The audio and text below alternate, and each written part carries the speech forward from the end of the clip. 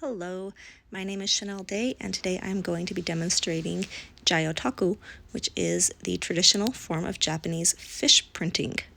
So for my supplies here, we need a fish, first and foremost. I chose a parrotfish because they have such amazing detail on them and big old giant scales. I have them laid out on cardboard, which is going to soak up some of the moisture, and I definitely recommend protecting your workspace. Other supplies we need are some paper towels, some ink, water, strips of cardboard, a brush, and some super glue. And then rice paper, most important. Well, maybe second most important. Anyway, I'm going to grab this paper towel here, and I'm going to start dabbing all the moisture I can off this fish. I'm going to be very, very careful so that I don't damage the fish, and I'm going to focus on getting the moisture out of places like the gills and the eyes and underneath and kind of inside the folds of the fins, because those are all places that tend to collect a lot of moisture.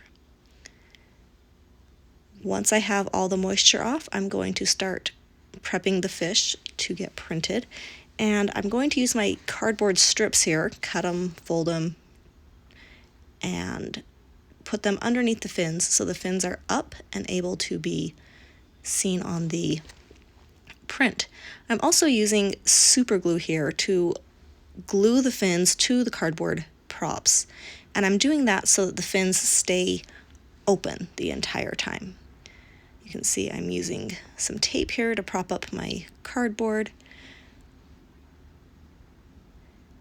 and I'm using more super glue here to open the dorsal fin, because if you don't do this, it'll fold down and not be visible in your print. So I'm making sure, also as you use super glue, please be very, very careful not to get any glue on your skin. You have a protected work surface, so that's important. I'm making sure my tail is nice and open so that I can get all of these details preserved on my final print.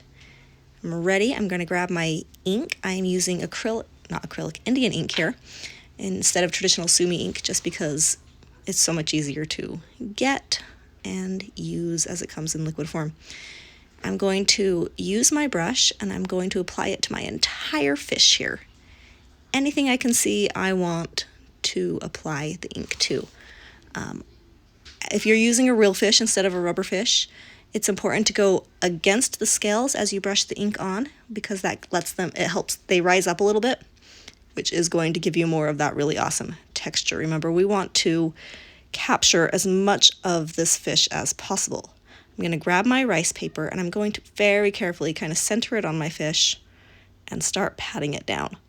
I don't want to be too rough with it. Obviously, it's still a gentle little fish. You can see where I have extra little pockets of liquid, and that creates those kind of bigger blobs, which is why we want to be careful to remove as much of that as possible at the beginning. Rubbing all of the little details, and next comes everybody's favorite part. We're going to pull this up and check out all of the texture and all the information about that fish we recorded on our paper.